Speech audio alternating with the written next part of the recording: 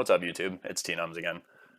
I've been theory crafting a little bit with these alphas the past couple days, and I think I've come up with a pretty solid team for taking down most encounters you run into. I've been starting with a lead Ditto with Imposter, the new hidden ability, so it'll immediately transform into whatever I'm running into. Like this Rapidash here, it's going to transform, and then I can scout out its moveset and make sure it's got no recoil moves or anything like that. Then I run from the battle, because you can immediately re-encounter it, and I pull out my Pikachu. This Pikachu is what I'm using in place of an Aron, like most people are using.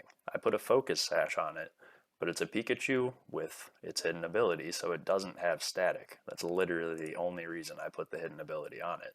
And it has Yawn, and it has Endeavor, just like the Arons do. But Pikachu, being level 100, is faster than all of these encounters. And this is pretty good proof right here. Rapidash is a ridiculously fast Pokemon.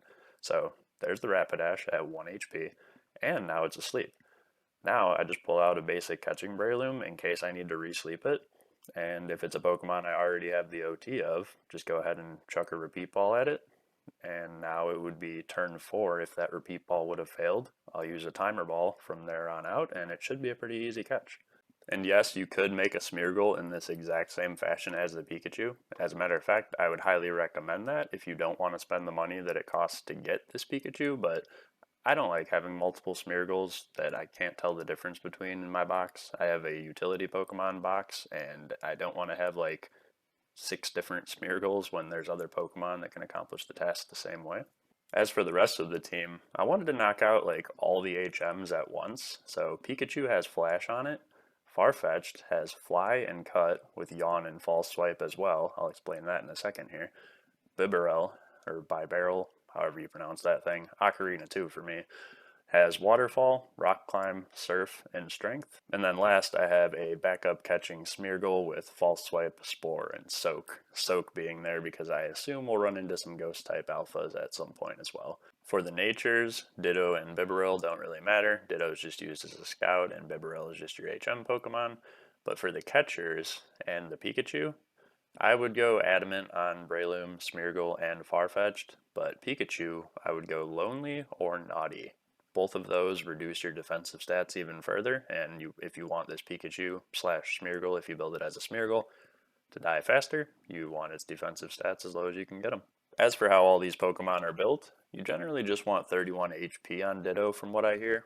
The Pikachu I have built for a different money-making method that I will show off at some point in the future, but mine's 0 HP, 0 defense, with pretty low special defense. You're going to want those about as low as you can get them, but I highly doubt they need to be anything under like 15.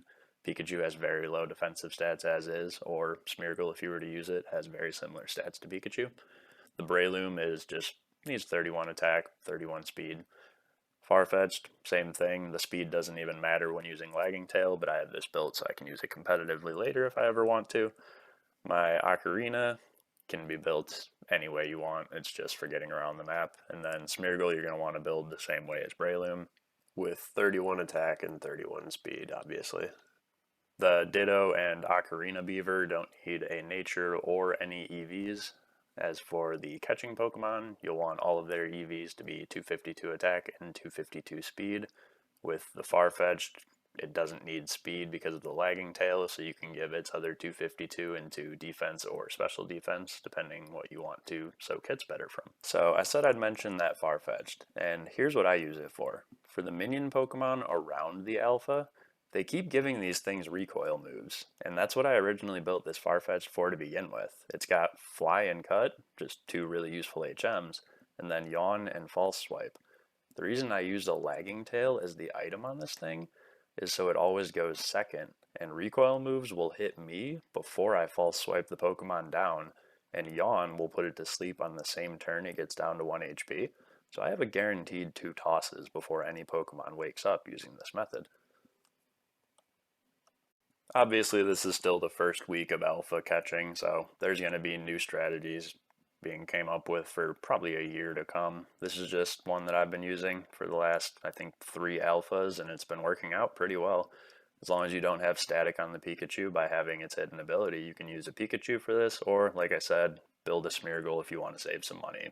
But that's about it. Let me know in the comments below what you guys have come up with for catching your alphas. These things can be a pain in the butt, and they just keep coming up with more and more move sets that are trying to counter the things we come up with. So I think I'm onto something here, but who knows? Maybe the next alpha is just going to counter this strategy completely. Let me know if you like it. Leave a comment below. Subscribe to the channel if you enjoyed, and I'll see you guys later.